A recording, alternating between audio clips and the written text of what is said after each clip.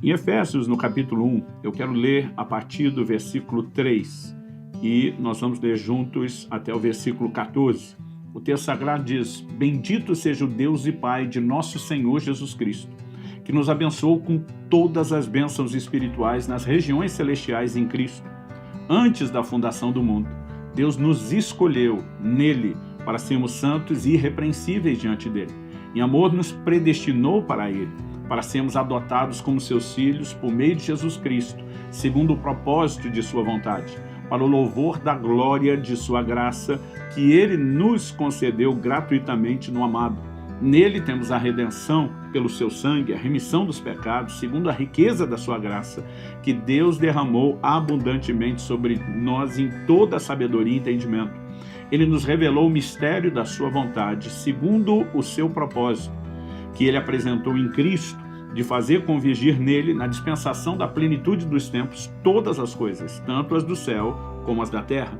Em Cristo fomos também feitos herança, predestinados segundo o propósito daquele que faz todas as coisas, conforme o conselho da sua vontade, a fim de sermos, para louvor da sua glória, nós, os que de antemão esperamos em Cristo. Nele também vocês, depois que ouviram a palavra da verdade, o evangelho da salvação, tendo nele também crido, receberam o selo do Espírito Santo da promessa. O Espírito é o penhor da nossa herança, até o resgate da sua propriedade, em louvor da sua glória. Eu li esse texto um pouco extenso porque ele nos apresenta uma visão maior e abrangente do plano e do propósito de Deus.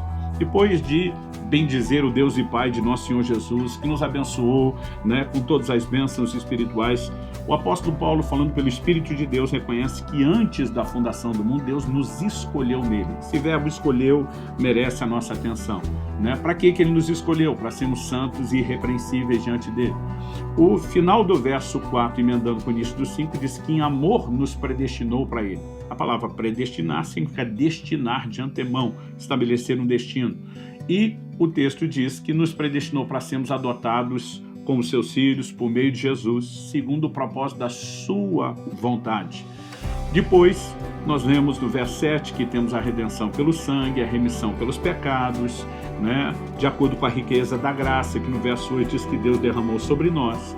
No 9, ele destaca que Deus revela o propósito, o mistério da sua vontade, segundo o seu propósito, de em Cristo convergir, fazer convergir nele, em Cristo, todas as coisas. E de novo, no verso 11 vai dizer: em Cristo fomos também feitos herança, predestinados, mais uma vez a palavra predestinado aparece, segundo o propósito daquele que faz todas as coisas conforme o conselho da sua vontade. Bom, mencionei numa das aulas anteriores que um dia alguém me perguntou: pastor, o senhor acredita em predestinação? Falei, claro que sim, é uma terminologia bíblica, ela não pode simplesmente ser ignorada nem refutada.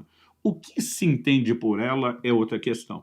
Como Paulo fala de termos sido predestinados segundo o propósito daquele que faz todas as coisas conforme o conselho da sua vontade, presume-se na teoria, na teologia de alguns, que então Deus decidiu o que quis na sua vontade, de acordo com a sua vontade, ele predeterminou, ele já estabeleceu, de antemão o curso de todas as coisas, e que, já que tudo é decidido segundo a vontade de Deus e não do homem, o homem simplesmente não tem um poder real de decisão ou tem um poder inferior de decisão para detalhes e não para aspectos maiores, e a partir disso, o entendimento de predestinação em alguns meios teológicos começou a ser desenvolvido a partir de Deus escolheu, Deus quis, Deus não quis. Então alguns foram predestinados para a salvação, outros para a perdição, os chamados réprobos, e eu tenho vindo pouco a pouco refutando esse tipo de entendimento, ao que não consigo enxergar sob hipótese nenhuma nas Escrituras, porque nós precisamos trabalhar o todo das Escrituras.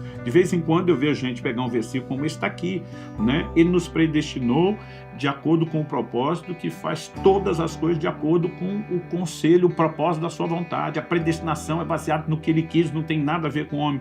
E aí eu digo às pessoas, então, porque a mesma Bíblia vai falar tanto não só da vontade do homem, mas da possibilidade do homem resistir à vontade de Deus. Então nós não podemos pegar um texto e dizer toda a doutrina está definida por esse texto, ignorando os outros, que aparentemente contradizem esse texto. Gosto de dizer que a Bíblia não se contradiz. Diante de qualquer aparente contradição, nós temos um desafio de interpretação, um chamado a ver o quadro maior. Então, por exemplo, se Deus simplesmente decide quem é salvo, e a graça na perspectiva dos que ensinam predestinação, no sentido de que alguns foram predestinados para a salvação, outros para a perdição, é de fato irresistível, então seria impossível resistir a Deus.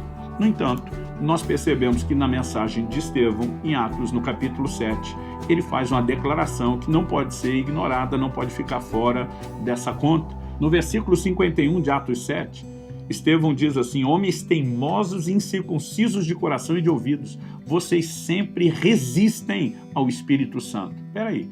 Se o Espírito Santo, que é quem nos convence do pecado, se a bondade de Deus é que nos conduz ao arrependimento, como diz Romanos, isso fosse de fato uma determinação divina baseada na sua vontade, homem nenhum poderia resistir. Mas a Bíblia está dizendo de homens que resistem ao Espírito Santo. Por quê?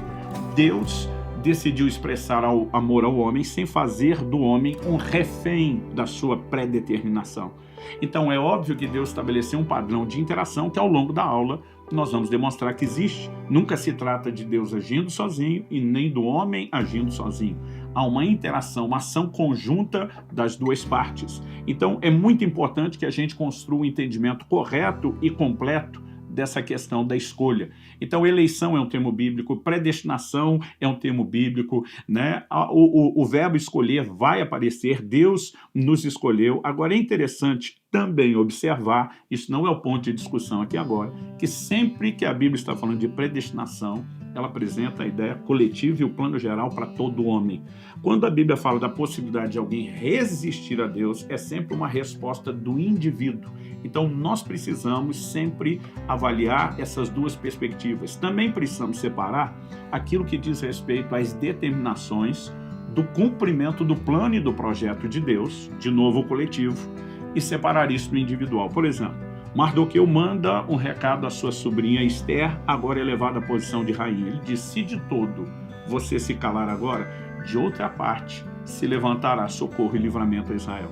Mas quem sabe, está lá em Esther 4,14, quem sabe se não foi para um tempo como esse que chegasses a ser rainha?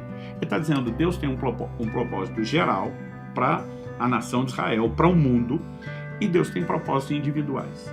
No propósito geral, ele está dizendo, se você, enquanto indivíduo, minha sobrinha, se calar, Deus levanta outro. Ele troca um indivíduo que falha no processo por outro que não falha, para que o plano coletivo se cumpra. Então a pergunta dele é, você acha que Deus te colocou nessa posição à toa, que Ele não quer justamente te usar? Então o que Ele está pedindo é uma resposta favorável, mas Ele está dizendo, se você falhar enquanto indivíduo, o plano coletivo não vai falhar. Então separar o coletivo do individual é um outro assunto que merece atenção. Eu não vou me aprofundar nisso agora, mas a observação precisa ser feita. Já dissemos em aulas anteriores que predestinação é bíblica, mas que normalmente ela é apresentada na Escritura, e eu quero estabelecer aqui algumas definições importantes. Uma delas, além do plano individual e coletivo, que precisa ser levado em conta, é que, de fato, predestinação é bíblica, mas quase sempre ela está relacionada de forma direta ou indireta com a presciência de Deus. A palavra presciência significa conhecer de antemão. Então, um dos atributos fundamentais de Deus é sua onisciência, a capacidade de conhecer todas as coisas.